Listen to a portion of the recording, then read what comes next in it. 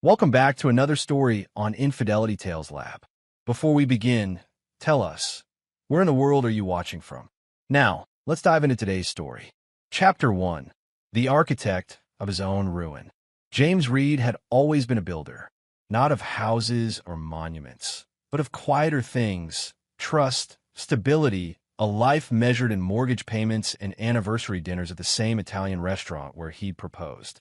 For 17 years, he'd built a marriage with Christine Palmer, believing that his steady hands and reliable heart were enough foundation for forever.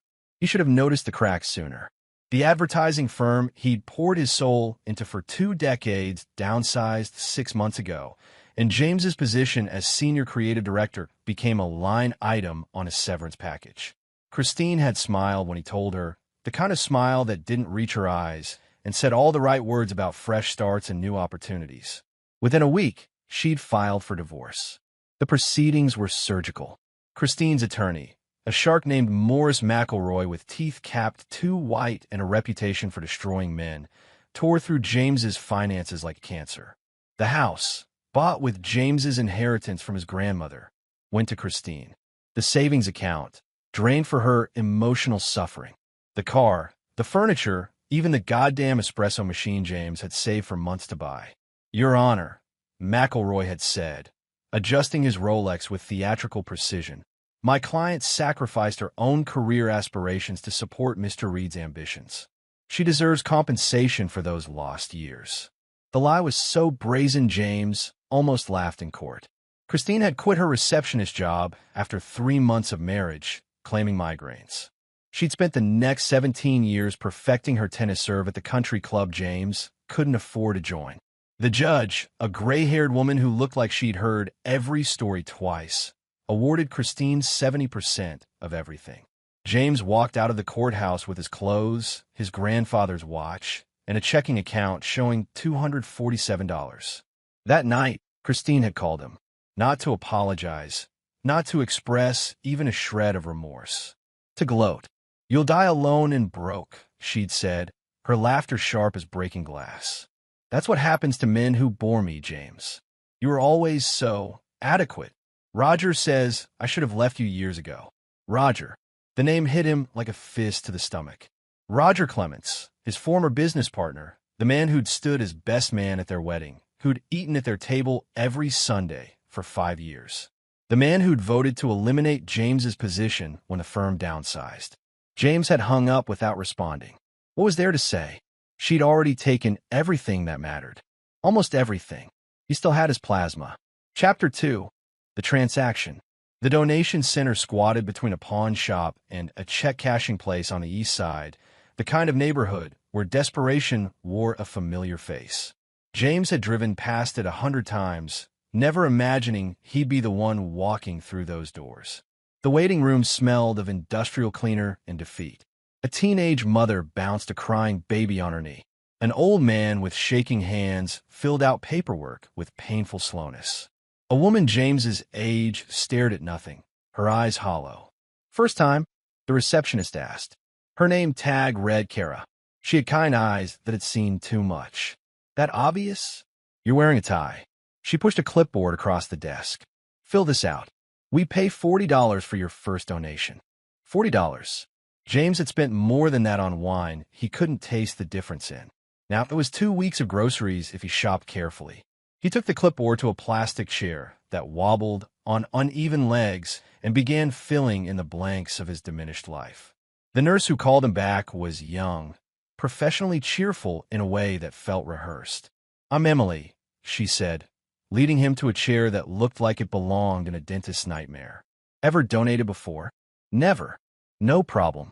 I'll need to do a quick health screening, take some vitals, test your blood.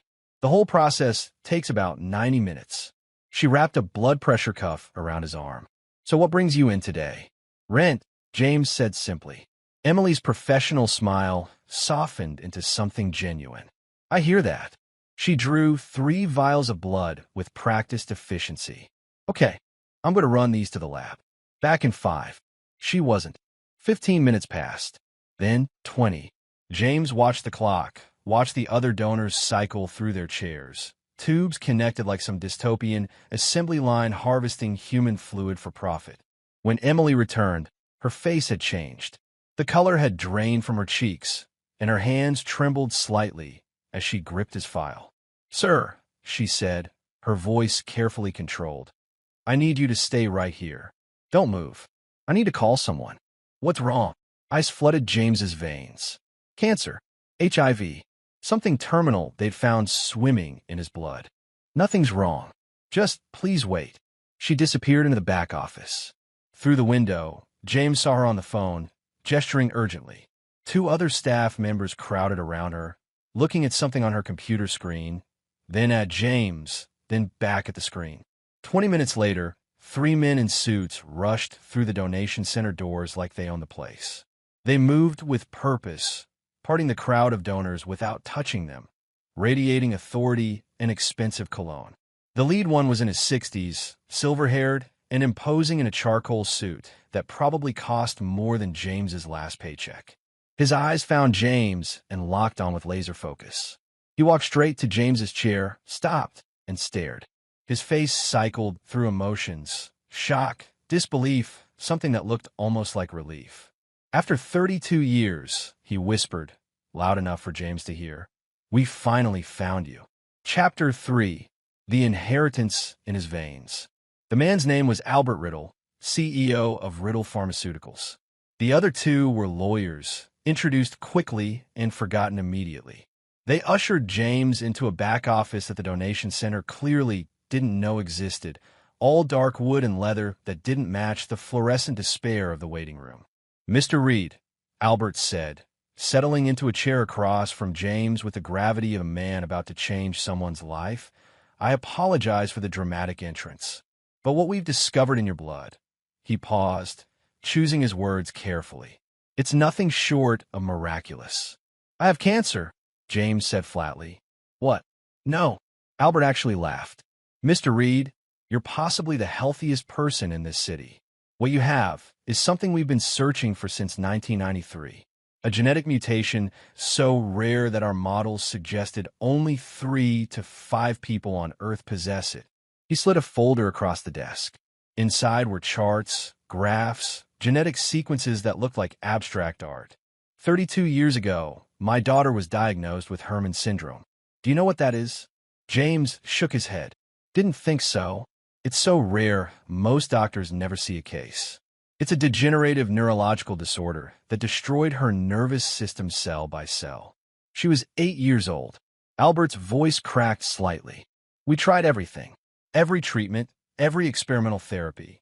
She died in 1995, 2 months before her 11th birthday." "I'm sorry," James said, meaning it. "After her death, I dedicated my company to finding a cure. We discovered that the disease is caused by a specific protein deficiency. The human body can't produce the protein naturally, except in the rarest cases. People with a mutation on the HRNX4 gene." Albert tapped the folder. "People like you. I don't understand. Your plasma, Mr. Reed, contains antibodies that can not only treat Herman syndrome, but potentially cure it. There are currently 847 diagnosed cases in the United States alone. Worldwide, thousands. Children dying because their bodies can't produce what yours makes naturally." One of the lawyers leaned forward. "Mr. Reed, Riddle Pharmaceuticals is prepared to offer you a contract for exclusive plasma donation rights.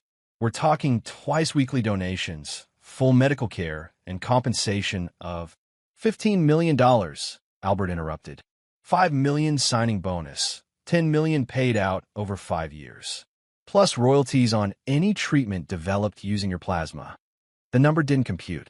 James had been counting pennies that morning, calculating whether he could afford both electricity and food. "Why?" he managed. "Because you have something money can't buy. Because 847 families are praying for what's in your veins. And because," Albert's expression hardened, "because I won't let what happened to my daughter happen to anyone else if I can prevent it." James looked at the contract the lawyer slid in front of him. The numbers were real. The signatures were real. This was actually happening. "I need to think about it," he said. Albert nodded slowly. "I understand. Take 24 hours. But Mr. Reed, please understand. Every day we delay children are dying. They gave him a card, a phone number, and a check for $40 for his plasma donation. James walked out of the center in a daze. The contrast so surreal, he wondered if he'd imagined the entire conversation. His phone rang as he reached his car. A 15-year-old Honda that Christine's lawyer had deemed not worth fighting for. Frank Norton, his only real friend who'd survived the divorce. "James, where are you?" "I've been calling all morning." "Donating plasma," James said, the absurdity of everything hitting him at once. "Jesus. Listen, I heard something you need to know. I ran into Bridget Palmer at the grocery store. Christine's sister. The one who'd seemed sympathetic during the divorce. Who'd told James she thought Christine was being unreasonable. And she got drunk, started bragging. James, Christine, and Roger have been planning this for over a year. They wanted you out of the firm specifically so they could take your position and your shares. Roger's been promoted to CEO. They're selling the company to Whitmore Media next month for $16 million. Christine gets half because they've been partners the whole time." James's hand tightened on the phone. "She destroyed me for $8 million. There's more. Bridget said Christine specifically dragged out the divorce proceedings to drain your legal fund, make you desperate enough to accept her terms. She called it breaking you." Her words. The sun was setting, painting the parking lot in shades of red. James looked at the donation center, then at Albert Riddle's business card in his hand. $15 million. 847 dying children. And a woman who'd laughed while she destroyed him. "Frank," James said quietly, "I need you to do something for me. I need you to not tell anyone what I'm about to tell you. Can you do that?" "Of course." "Good. Because I'm about to become very wealthy. And Christine is about to learn what it costs to underestimate adequate men." Chapter 4. The Devil in the Details. James signed the contract at 9 a.m. the next morning in Albert Riddle's downtown office, a glass tower that looked down on the city like a benevolent god. The lawyers witnessed. The check cleared into his account with a digital efficiency that felt unreal. And just like that, James Reed was worth $5 million with 10 more on the way. "Welcome to Riddle Pharmaceuticals," Albert said, shaking his hand. "We'll start with comprehensive medical testing tomorrow. I want you under the care of our best people." "I appreciate that, but I have a request." Albert's eyebrows rose. "Go on. I want my participation kept completely confidential. No press releases, no announcements. As far as the world knows, James Reed is still broke." "May I ask why?" James smiled for the first time in months. "Let's call it a social experiment." He left the building and drove straight to Frank's apartment, a modest two-bedroom where his friend had lived since his own divorce 3 years prior. Frank was waiting with coffee and the tactical mind that had made him invaluable in the Army before he'd become an accountant. "Okay," Frank said, spreading papers across his dining table. "I did some digging. Roger Clements doesn't just want your job. He wants to erase you. He's been telling everyone at the firm that you were dead weight, that you hadn't had a good idea in years. Creative revisionism. It gets better. I pulled the company's financial records. Don't ask how. The Whitmore Media deal? It's contingent on the firm showing growth. Roger's been cooking the books, attributing your projects to himself. The Kaufman campaign that won 3 awards? Isn't the records. The Riverside rebranding that brought in $2 million? Also his. James studied the documents. Months of his work, his late nights, his creative bleeding, all credited to Roger Clements. He's also been feeding information to McElroy, Christine's lawyer.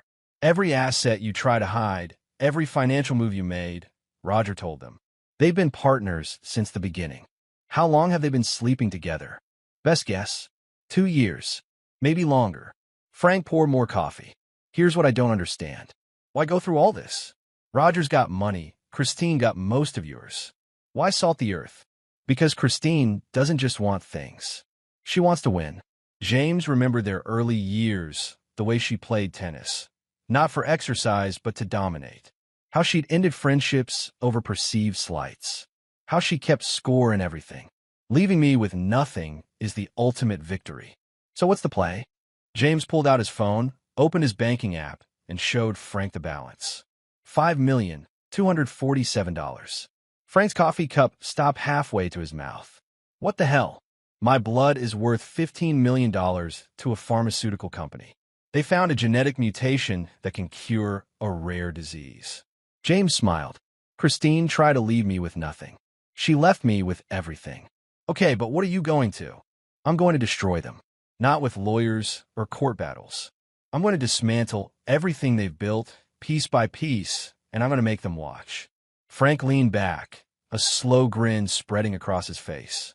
I'm listening. Over the next 3 hours, they sketched out the framework. James would remain publicly broke, living in the cheap studio apartment he'd rented in a building that smelled of mildew and broken dreams. He continued to appear desperate, defeated. Meanwhile, he'd use his money to carefully, methodically destroy the foundations of Christine and Roger's empire.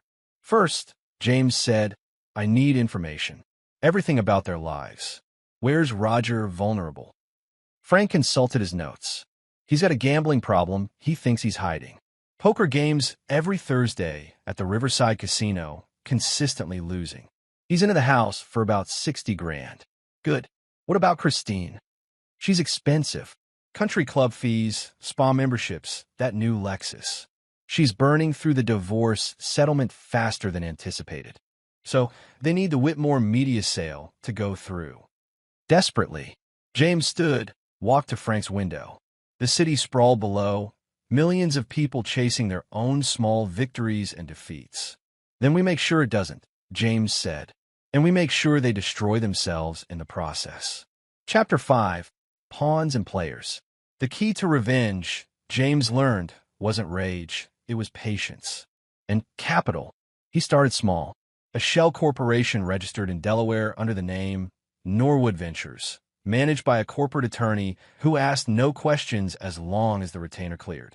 Through Norwood, James began acquiring debts. Roger's gambling markers were the first. $63,000 worth of bad bets, purchased from a casino for 70 cents on the dollar. Legal, clean, and suddenly James owned Roger's desperation. Don't call him, Frank warned when James suggested making contact. Not yet. Let him sweat. The casino's been patient, but Norwood Ventures doesn't have to be. Instead, James had the attorney send a polite letter demanding immediate payment. 45 days to settle the full amount, or legal action would commence. The second move was more elegant. James hired a private investigator named Marty Bishop, a former cop with a whiskey voice and a talent for finding what people wanted hidden. Marty's first assignment was simple. Document everything Roger and Christine did. Every lunch, every meeting, every indiscretion. They're not subtle.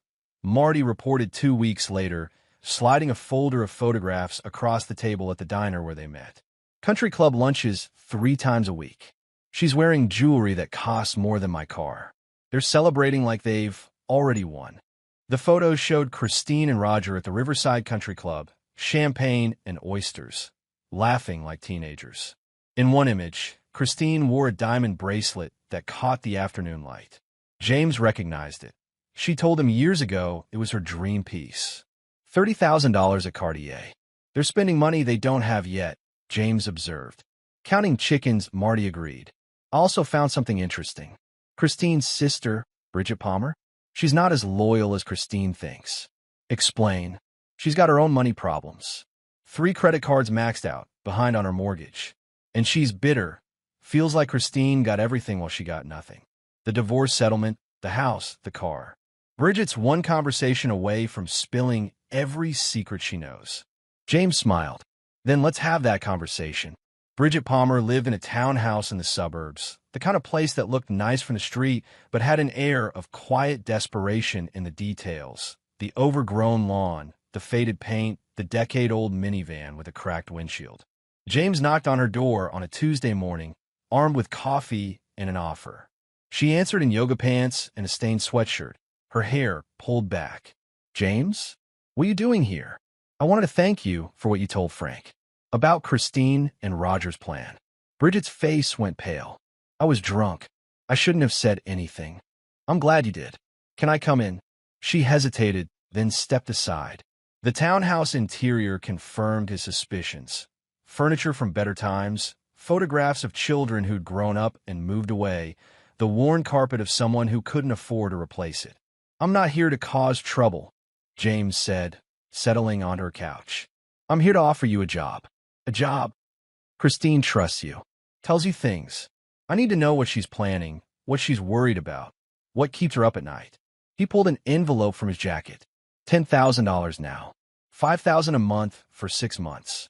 All you have to do is be her sister. Listen, remember, tell me. Bridget stared at the envelope like it might bite her. "That's a lot of money. Consider it payment for years of being undervalued. Christine got millions in the divorce. What did you get? Debt and a sister who only calls when she needs someone to brag to." Her hand reached for the envelope, stopped. "Why are you doing this?" "Because she laughed when she took everything from me.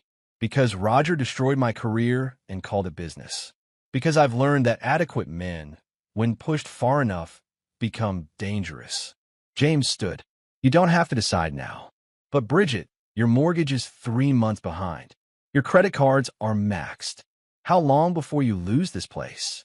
He left the envelope on her coffee table and walked to the door. "James," she called as he reached for the handle. "What are you going to do to her?" "I'm going to give her exactly what she deserves," he said. "The question is, do you want to be collateral damage, or do you want to survive?" She called him that night and agreed. Chapter 6. The board is set. The medical testing at Riddle Pharmaceuticals took 3 weeks. Dr. Virginia Murphy, head of research, ran every scan, every analysis, mapping James's genetic code with the precision of a cartographer charting new worlds. "Remarkable," she said during one session, staring at screens of data. "Your body produces the protein naturally at rates we've never seen. We can synthesize a treatment from your plasma that could help all 847 current patients. Maybe more." "How many children?" James asked. "About 60% are under 18. The youngest is 6 months old." 6 months. James thought of Albert Riddle's daughter, dead at 10, and felt something shift in his chest. The money was life-changing, but this mattered. "When can you start treating them?" "We're in FDA approval now. 6 months, maybe 8. Your plasma is already saving lives, James. You should know that." Meanwhile, the trap was closing on Roger and Christine. Bridget proved invaluable. Every lunch, every phone call, every pillow talk confession, she remembered all. James learned that Christine was already planning her next upgrade.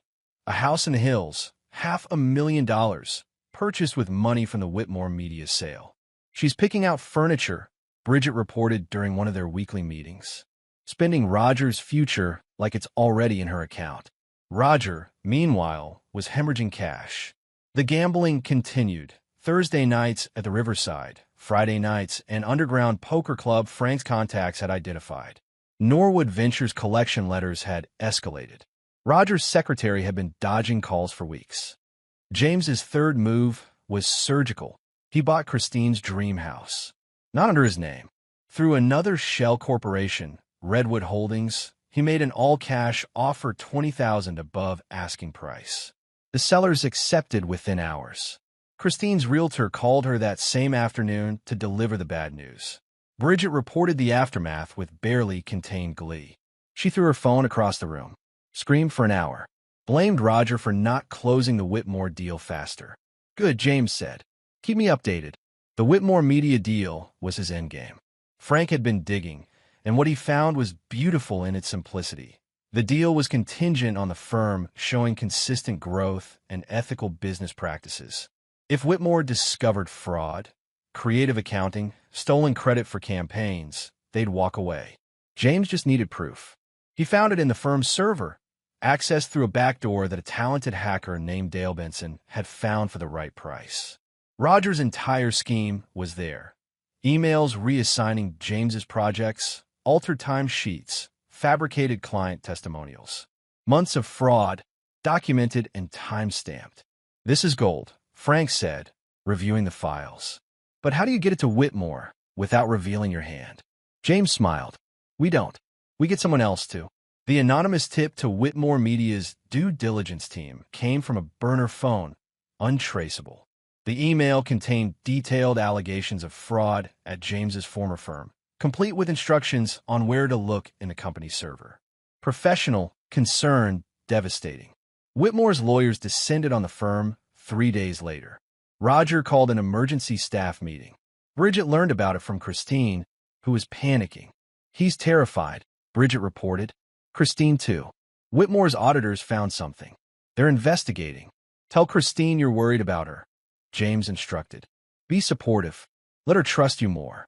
The next week, Norwood Ventures filed a lawsuit against Roger Clements for the $63,000 plus interest and legal fees. The summons was served at his office, in front of his staff, a public humiliation that made the local business news. Christine called Bridget that night, drunk and furious. "Everything's falling apart," she slurred. "The Whitmore deal might collapse. Roger's being sued. I spent too much on the house deposit, and now someone else bought it. What the hell is happening?" "Bad luck," Bridget suggested. "There's no such thing as luck. Someone's doing this." "Who would do this to you?" Christine's laugh was bitter. "I don't know, but when I find out, I'm going to destroy them." Bridget reported the conversation to James. "She's getting paranoid. Suspects someone's targeting them, but doesn't know who." "Perfect," James said. "Let's give her something else to worry about." He had Dale Benson create a fake social media profile. A beautiful woman named Cassandra, supposedly Roger's type. Cassandra sent Roger a friend request, started liking his posts, commenting with just enough flirtation to be noticed. Roger, predictable as sunrise, took the bait. Within a week, he was messaging Cassandra privately. Within 2, he was suggesting they meet. James forwarded the messages to Christine anonymously. The explosion was nuclear. Bridget called James that night, laughing so hard she could barely speak. Christine destroyed his car, took a golf club to his Porsche in the country club parking lot. Security had to pull her off. It's all over the club's social media. And Roger, denying everything, says it's fake. But Christine doesn't believe him. Bridget paused. "James, what's the endgame here?" "Justice," James said simply. "Keep watching." Chapter 7. The House of Cards. The Whitmore media deal collapsed on a Wednesday. Their attorneys issued a statement citing irregularities in financial reporting and questions about ethical business practices. Translation: they found Roger's fraud and wanted no part of it. The firm's value plummeted overnight. Roger's promotion, his reputation, his future, all gone in a corporate press release that was 3 paragraphs of professional destruction. Christine called Bridget hysterical. $16 million gone? How are we supposed to? She stopped, catching herself. How is Roger supposed to recover from this? What about your settlement money? Bridget asked innocently. I spent it. Most of it. The deposits, the car, the country club fees. I thought the Whitmore money was coming. Her voice cracked. What am I supposed to do now?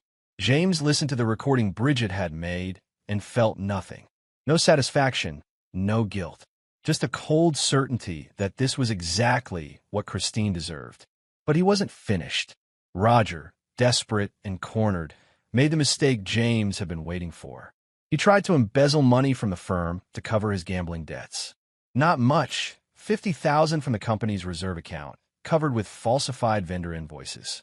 James had been monitoring the firm's finances through Dale Benson's access. The moment Roger made his move, James documented everything and sent it to the firm's board of directors. The vote to terminate Roger was unanimous. The criminal charges followed within days. Frank called James with the news. Roger's been arrested.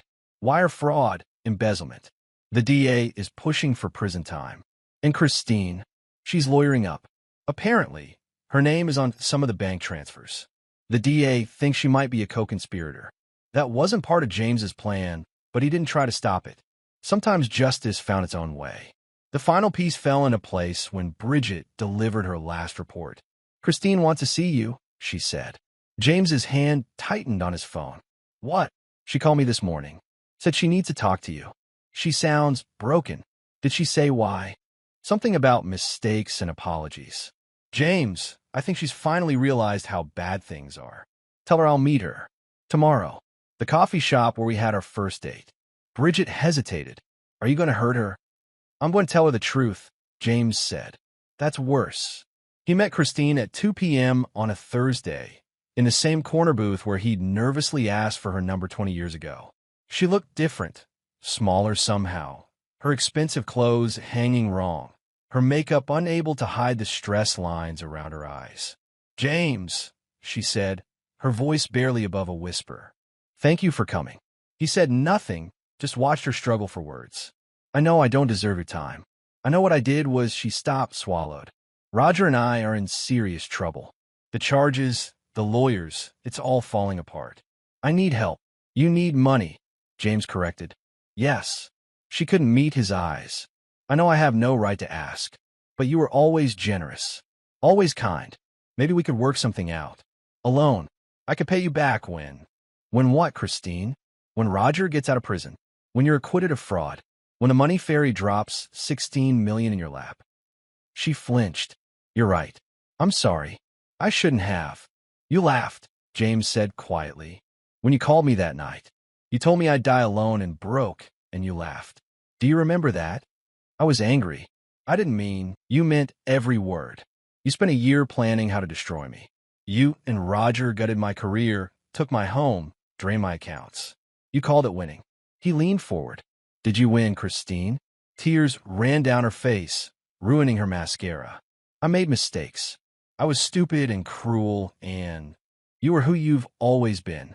I just didn't want to see it." He stood to leave. "Please," she grabbed his arm. "James, I'm begging you. I'll lose everything." He looked at her hand on his arm, then at her face. For 17 years, he'd loved this woman, built a life with her, and she destroyed it all for money and the pleasure of watching him suffer. "Good," he said, pulling his arm free. "Now you know what it feels like." He walked out of the coffee shop and didn't look back. Chapter 8. Resurrection. 3 months later, James stood in Dr. Virginia Murphy's lab, watching the first patient receive treatment derived from his plasma. The girl's name was Abigail, Kentucky. She was 7 years old, her body ravaged by Herman's syndrome until she could barely walk. Her parents had exhausted every option, sold everything they owned to pay for experimental treatments that didn't work. Now she sat in a hospital bed, and 4-drip feeding James's synthesized antibodies into her system, while her parents held each other and cried. "The results are remarkable," Dr. Murphy said softly. "We're seeing improvement in 73% of trial patients. Real improvement, nervous system regeneration we thought impossible. How long until full FDA approval?" 3 months, maybe 4. Then we could treat everyone. She looked at him. "You're going to save hundreds of lives, James. Thousands eventually." He watched Abigail's mother smooth her daughter's hair, murmuring prayers of gratitude. "What about the money?" he asked. "The royalties? Based on current projections, you're looking at another 20 million over the next 10 years. More if the treatment proves effective for related disorders. $35 million. James tried to comprehend the number and couldn't. It was abstract, impossible, more money than he'd ever imagined existing in his reality. "I want to set up a foundation," he said, "for families who can't afford treatment. Full funding, no questions asked." Dr. Murphy smiled. "Albert said you'd do something like that. He's already had the lawyers draw up the paperwork. The Riddle Reed Foundation. Has a nice ring to it." Albert appeared in the doorway, as if summoned. "Talking about me?" "Only good things," James assured him. "Liar." Albert moved to the observation window, watching Abigail. "My daughter would have been 38 this year. Married, probably. Maybe grandchildren." He was quiet for a moment. "Because of you, this girl gets to have that future. You gave her what I couldn't give my daughter. You built the company that made it possible. We make a good team." Albert extended his hand. "Welcome to the board, by the way. The directors voted this morning. You're officially part of Riddle Pharmaceuticals' leadership. I don't know anything about running a pharmaceutical company. You don't need to. You know about building things, about patience and precision and seeing the long game. We need that perspective." Albert's grip was firm, paternal. "You've been given a gift, James. What you do with it defines who you are." James thought about Christine and Roger. Their trials were next month. Fraud, embezzlement, enough charges to ensure years in prison. He could have pushed harder, made things worse. But watching them destroy themselves had been more satisfying than any revenge he could have orchestrated. "I choose to build," he said. Chapter 9. Adequate no more.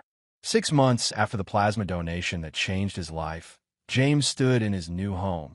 Not the mansion Christine had wanted, but a comfortable house in a good neighborhood with a yard big enough for the dog he'd always wanted, but she'd refused. Frank was helping him move in, arguing about where the couch should go. "It's too far from the TV," Frank insisted. "It's perfect. You just want it closer because you're going blind." "I'm not going blind. You bought a TV that's too small. It's 70 inches. Like I said, too small." James's phone rang. "Bridget, I thought you should know," she said. The sentencing was today. Roger got 8 years. Christine got 5. "Are you okay?" James asked. "I'm better than them. Better than I've been in years, actually. The money you paid me clear my debts. I'm going back to school, business administration. Figure it's time to build something of my own instead of watching other people succeed." "Good for you, James. Thank you for giving me a choice, for not lumping me in with Christine. You chose yourself. That's all anyone can do." After he hung up, Frank looked at him expectantly. "Well, Christine got 5 years. Roger got 8. Frank nodded slowly. "How do you feel?" "I don't know. Empty, maybe? I spent months planning their downfall, and now that it's happened, it just feels finished."